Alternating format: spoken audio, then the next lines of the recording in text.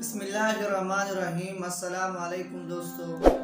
حضرت سعد بن ابی وقاص رضی اللہ تعالیٰ عنہ ایک مرتبہ بیمار ہوئے تو نبی اکرم صلی اللہ علیہ وسلم ان کی عیادت کے لیے تشریف لے گئے۔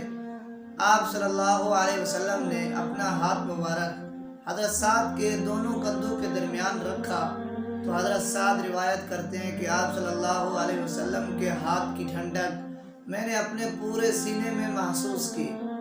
آپ صلی اللہ علیہ وسلم نے فرمایا کہ سعد کو دل کا اٹیک ہوا ہے، سعد کو دل کا دورہ پڑا ہے، اسے ثقیف کے ایک حکیم حارث کے پاس لے جاؤ اور اسے کہو کہ وہ مدینہ کی 7 عجوہ کھجوریں گٹھلیوں کے ساتھ پیس کر سعد کو کھلا دے۔